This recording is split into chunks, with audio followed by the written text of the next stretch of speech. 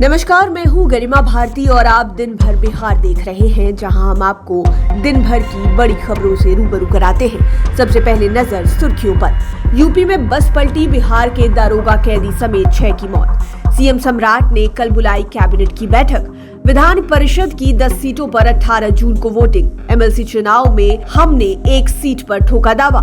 ऋतु जायसवाल हुई बीजेपी में शामिल, राजद को झटका। विभाग बदला लेकिन जमीन बचाने की लड़ाई जारी रहेगी, विजय सिन्हा का ऐलान। राजगीर पुलिस अकेडमी से 19 नए DSP pass out. Bihar police भर्ती परीक्षा की तारीख बदली। बिहार के 30 पंचायत सचिवों पर गिरी गाज, डीएम का सख्त एक्शन। बिहार के 26 जिलों में बारिश का अलर्ट। अब खबरें विस्तार से।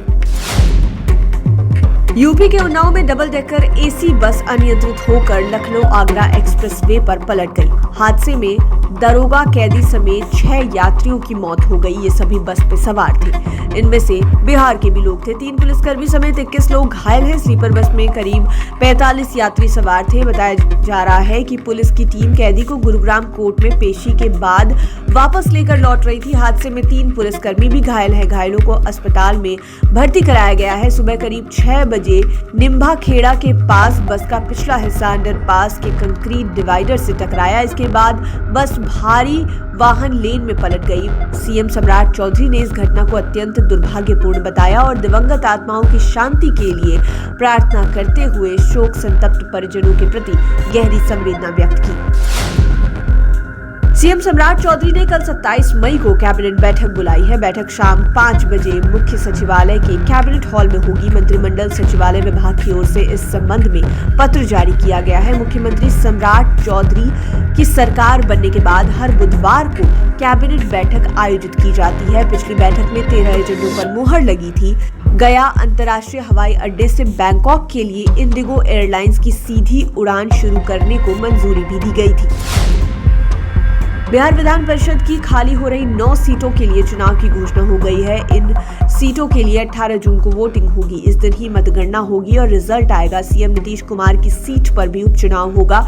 चुनाव की अधिसूचना 1 जून 2026 को जारी होगी। उम्मीदवार 8 जून तक नामांकन दाखिल कर सकेंगे। 9 जून को नामांकन पत्रों की जांच होगी, जबकि 11 जून तक नाम वापस लेने का मौका दिया जाएगा। यह चुनाव विधान परिषद के लिए हो रहा है, इसलिए इसमें आम जनता मतदान नहीं करेगी। इन सीटों के लिए बिहार विधानसभा के निर्वाचित विधायक वोट डालेंगे।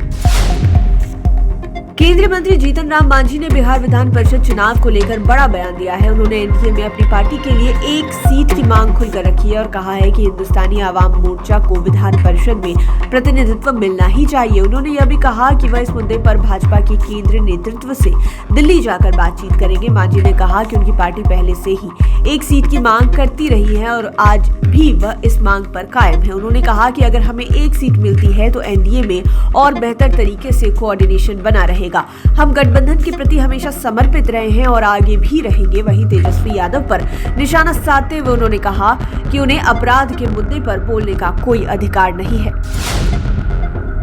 ऋतु जायसवाल ने भाजपा की सदस्यता ग्रहण कर ली। उन्हें बिहार प्रदेश भाजपा अध्यक्ष संजय सरावगी और मंत्री दिलीप जायसवाल की मौजूदगी में सदस्यता दिलाई गई। बीजेपी ज्वाइन करने के बाद ऋतु जायसवाल ने कहा, कई पुराने वीडियो से मुझे ट्रोल किया जाएगा, लेकिन मैं निडर हूं। जब मुझे परिहार सीट से निर्दलीय चुनाव लड़ने का मौका मिला तो लोगों ने कहा कि बागी। मैंने भाजपा इसलिए ज्वाइन किया है क्योंकि प्रधानमंत्री नरेंद्र मोदी और केंद्र सरकार की ओर से चलाई जा रही योजनाओं से मैं काफी खुश हूँ। तमाम योजनाएं अंतिम पंक्ति तक बैठे लोगों के लिए काम कर रही है। ये पार्टी राष्ट्र को आगे रखती है और पीएम देश के लिए अच्छा काम कर रहे हैं।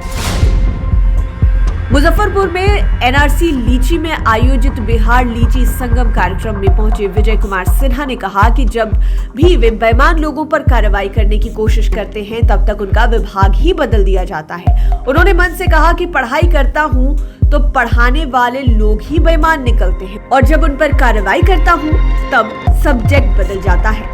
उन्होंने आगे कहा कि कुछ लोगों ने सोचा कि राजस्व से विजय सिन्हा चले गए तो राहत मिलेगी। हमने कहा कि भले विजय सिन्हा चले गए लेकिन वो बिहारी है। पूरे बिहार के लोगों की चिंता और समस्याओं के समाधान के लिए विभाग भले ही बदल गया लेकिन उनकी जमीन सुरक्षित रखने का संकल्प हमने छोड़ा नहीं है। राजगीर स्थित बिहार पुलिस अकेडमी में आयोजित 69वें दीक्षांत समारोह में 19 नए डीएसपी विधिवत रूप से पास आउट हुए। इसमें 14 पुरुष और 5 महिला अधिकारी शामिल हैं, जिन्होंने 1 वर्ष के कठोर प्रशिक्षण को सफलतापूर्वक पूरा किया। मुख्य अतिथि के रूप में मौजूद पुलिस महानिदेशक विनय कुमार ने परेड की सलामी ली और नवनियुक्त अधिकारियों को पद एवं गोपनीयता की शपथ दिलाई। डीजीपी ने अपने संबोधन में साफ संदेश दिया कि आने वाला दौर पारंपरिक पुलिसिंग का नहीं बल्कि टेक्नोलॉजी ड्रिवन पुलिसिंग का होगा।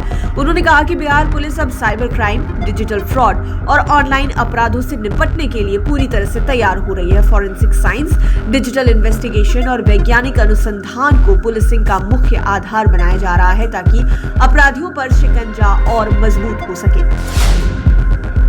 बिहार पुलिस में सिपाही परीक्षा की तारीख बदल गई है। पहले यह परीक्षा 21 जून 2026 को आयोजित होने वाली थी, लेकिन उसी दिन एनटीए द्वारा नीट यूजी 2026 परीक्षा आयोजित की जा रही है। ऐसे में अभ्यर्थियों की सुविधा और व्यापक हित को देखते हुए सीएसबीसी ने नई तारीख घोषित कर दी है। सीएसबीसी की ओर से जारी आधिकारिक सूचना के अनुसार अब बिहार पुलिस सिपाही भर्ती परीक्षा 28 जून 2026 रविवार को आयोजित होगी। परीक्षा एक ही पाली में दोपहर 12 से 2 बजे तक आयोजित होगी। अभ्यर्थियों की रिपोर्टिंग टाइम सुबह 10 बजे से 11 बजे तक रखी गई है।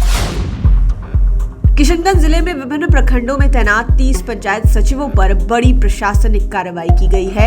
अनाधिकृत अनुपस्थिति, हड़ताल और सरकारी कार्यों में बाधा डालने के आरोप में जिला पदाधिकारी ने उन्हें तत्काल प्रभाव से निलंबित कर दिया है। जिला प्रशासन के अनुसार पंचायत सचिवों की लगातार अनुपस्थिति के कारण कई महत्वपूर्ण सरकारी कार्य प्रभावित हो रहे थे।